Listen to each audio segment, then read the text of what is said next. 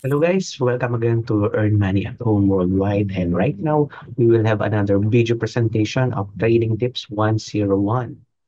So right now, I will just discuss to you one of the simplest indicators in TradingView that you can use in trading, and definitely this is one of profitable trading strategy using this indicator. So let's have some share screen right now.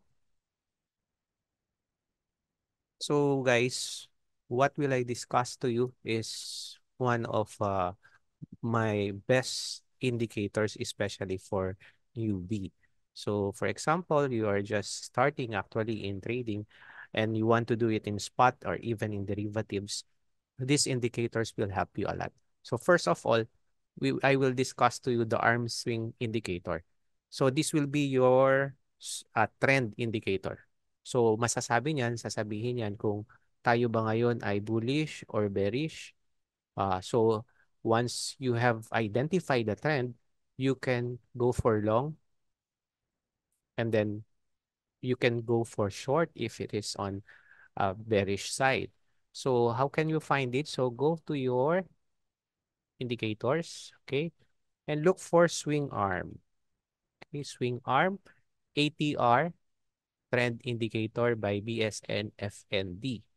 So once you just click it, okay, and you will see a red and a green line, no? A cloud. It's if you're familiar with the Ichimoku cloud, parang similar siya, but technically speaking, no, it's different. Okay. So what you will do is just remove. So go for the setting. Okay. Just remove the extremum and all the LS and S1 to S3. Okay. Now, this indicator will serve to you as your trend indicator. As you can see, once it is green, kapag kaya na green, it means bullish ang trend natin. So, you will have a long position on this side. Once it is red, bearish ang ating uh, trend ng market. Okay, so we are now in Bitcoin. And later on, i-discuss natin. So what else do you need? At least two more indicator to confirm when you will go for an entry. So kung kailan mag-entry. So first of all, you can add pivot point super trend. I discussed it in one of my video. Okay.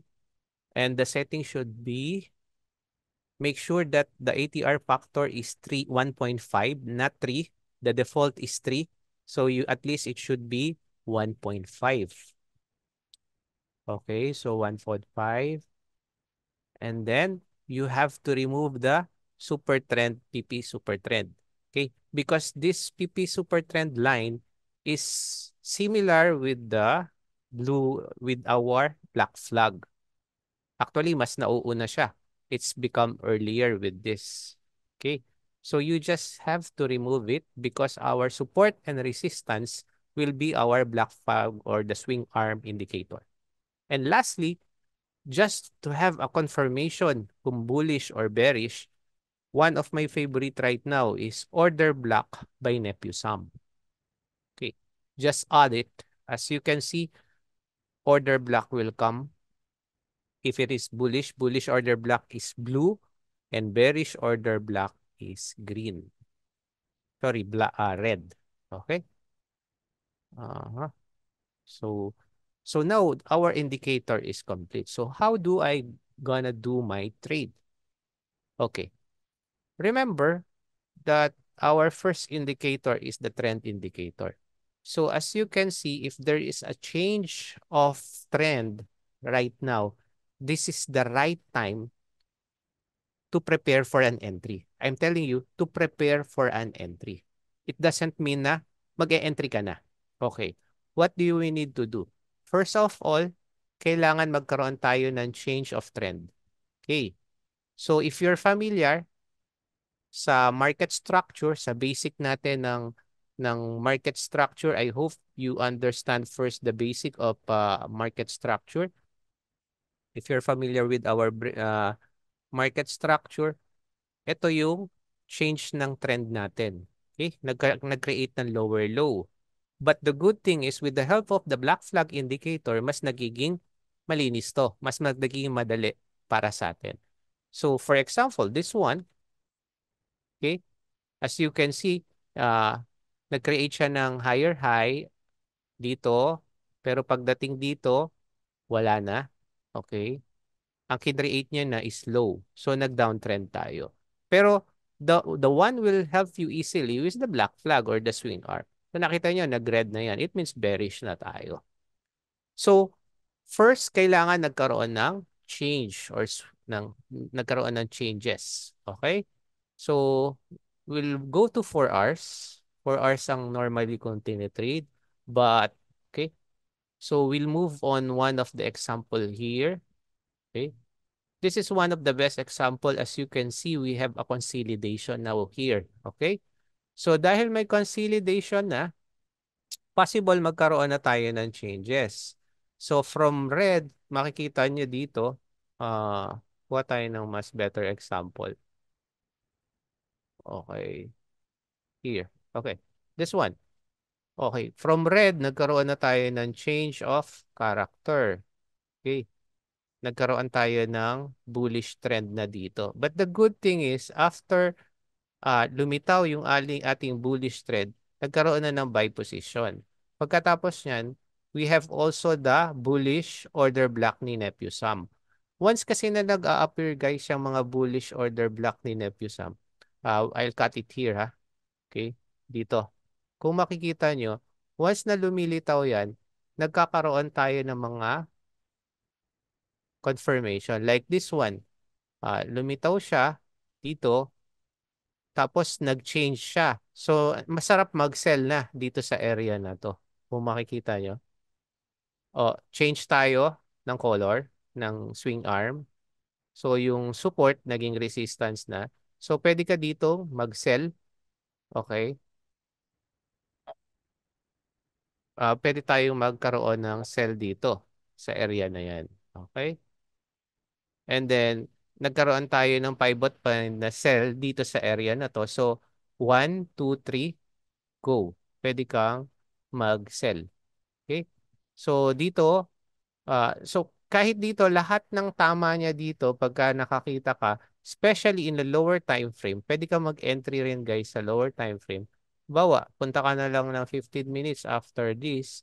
So kapag ka nakakakita ka ng mga order block na red na ganito, yan, katulad yan, pwede ka na mag-sell.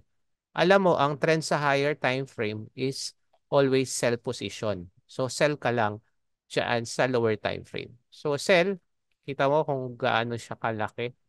Okay. Kung ayaw niya naman ng 5 point super trend, order block lang, pwede rin. Order block, katulad niyan, nagkaroon ng order block, pwede ka mag-sell. If you have other strategy that you are using, like RSI divergence, or MACD, or other buy and sell signal, pwede mo ring i-add dito. The good thing kasi dito guys, once na sinabi niya talaga ang trend is bullish or bearish, makikita natin. Ayan. For example, this one. Okay. Kung makita nyo, ayan, no? Nagkaroon tayo ng sa 4 hours, nag-blue. So, pagdating ng 30 minutes, mas maraming blue yan. Lilitaw dyan yung mga bullish order block natin. Okay? So, tingnan natin, ano, kita nyo to, nagkaroon ng red bearish order block. Okay? Tingnan mo sa ano. Then, nagkaroon din ng sell. Nagkaroon tayo ng change of character na. So, nakita natin bumaba. Kita nyo, from 31,000, naging 29,000.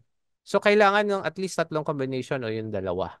Okay, don't use the pivot point super trend alone kasi lagi siya nagbibigay ng buy and sell signal. So for example, this one, as you can see, nakita natin nagkaroon na ng order block. Malakas tong order block na to guys tong order block ni Nephew Sam. Once na nagkaroon ng blue, bullish, bullish, bullish, then nagkaroon pa ng buy, and then nagkaroon pa ng green. So pwede ka mag-buy. So from 26,000, naging 30,000 ang Bitcoin. See? Oh, dito tayo, nagkaroon ng change of color. Wala lang siyang order block. Tingnan natin kung meron. Possible meron yun. Hindi kasi lumalabas agad ang order block. Possible yun, meron siyang order block sa sa 15 minutes, meron siyang order block na nilabas. Somewhere here, meron to kanina or sa 10 minutes. If I'm not mistaken, meron siyang order block dito. Okay? So, titingnan nyo lang pagka lumalabas yung tatlo. Okay, so balikan natin yung 2 hours. Tingnan naman natin sa 2 hours. Okay, change of color, nagkaroon ng cell position, bagsak. Ito, tingnan nyo, 2 hours, nagkaroon ng change of color, cell, tapos itong order block, bearish, bagsak. Okay, ah hindi up yung, depende kasi kung nasaan na tayo eh. So, tingnan natin ulit dito, 2 hours tayo. Okay, so possible sa 1 hour, meron siyang bearish order block or 30 minutes. Tingnan natin kung lilitaw. Okay, here, tingnan nyo dito order block, bearish, sell position, naging red. Ito yung another confirmation. Nag-consolidate muna siya bago bumagsak from to 28. Okay, 30 to 28. So you just need to do your back test kung gaano siya kalakas. So sample naman tayo sa Euro USD bago natin tapusin yung video na to. As you can see, we have a change of character na natin dito. Sabihin natin change of trend and then nagkaroon ng bullish. Actually, dito siya nagsenyas ng buy or kahit sabihin na natin dito tayo mag-buy, tumaas pa rin ang Euro USD. In 30 minutes na yan. So, ibang details na lang yan. So, kung mapapansin nyo, itong mahabang to, sell position, nagkaroon ng change, inaantay lang natin kung meron bang bearish order block. Possible yan, meron sa 10 minutes. Okay? Lilitaw yan sa 10 or 15 minutes. Correct? 10 minutes, meron nga tayong bearish order block. So, okay? Dito, buy. So, tingnan natin kung lumitaw ba ang bullish order block. 15 minutes, hindi lumitaw. Bearish order block lumitaw. Masyadong maliit na pagka 5 minutes. Ayan, sa 5 minutes lumitaw yung bullish order block natin, yung blue. Okay? And then nag-continue na siya na tumaas. Okay, pero I suggest 10-15 minutes ang mag-bias kayo sa 1 hour, 2 hour hanggang 4 hours. And then sa uh, lower time frame. Kung mapapansin nyo to ulit guys, tignan natin how strong it is. So makita nyo, basta lumitaw si bearish order block, yung order block muna, nagkaroon ng sell position, change of color, bagsak. Order block natin, bullish, tumaas. Nag-change of call ng trend na tayo. So from red, naging green, umangat. Okay? Buy position, nag-change color, nag-buy position, si pivot point super trend, and then si order block. Angat siya. Kaya lang, tinatalbugan lang niya to. Ito ang nag-a-act as a support and resistance. So, din black flag FTS na yan, yan ang nagbibigay ng signal sa atin na palit na tayo ng trend. And look at this one. Okay. Tingnan nyo. Lumitaw ang bearish, lumitaw ang sell, nagpalit ng kulay. So, saan pumunta ang market? Okay, bumaba ang market. Although lumabas ang bullish order block, kontra yan dito. So, primarily, sunod pa rin tayo sa trend. So, imagine mo, 150 ang USDT JPY, bumagsak siya hanggang 149. Okay, malaking pips din ng binagsak niya. Okay? So, I hope guys, this simple but strong indicator will help you in your trading strategy. What you need to do is just don't forget to use the black flag or arm swing pagka ni-research nyo siya. Swing arm, sorry. Swing arm. Okay. ATR trend indicator, DBSN, FND, then pivot point super trend, pivot point super trend ni Lonsum, and order block ni Nepusum. Okay? Order block ni Nepusum. Okay, so yung tatlo lang na to, if you want to remove the pivot point super trend, pwede naman add your additional indicator or your strategy. So I hope guys may natutunan kayo dito, and don't forget to subscribe in this channel. And if you want for crypto, register lang kayo sa Bybit. We have a lot of promotion, and then sa group natin, nasa video description na to, we are always giving you an advice kung anong mga pwede yung coin, altcoin na pwede yung pag-investan, lalong higit ngayon, it will go to a bull run na. Pa-bull run na tayo after BTC halving. Magandang mag-invest ng mga altcoin din. And then for Forex, andyan ang Multibank natin. Don't forget to register in Multibank, the world largest regulated Forex broker natin. Of course, if you want additional Forex broker, meron din tayong XM. Okay, pero primarily, Multibank ang ginagamit ko personally sa ngayon. Uh, Standby lang ang XM ko. Okay, so I hope guys, you learn from this simple strategy using the best indicator here in TradingView. Thank you again for watching here in Earn Money at Home Worldwide.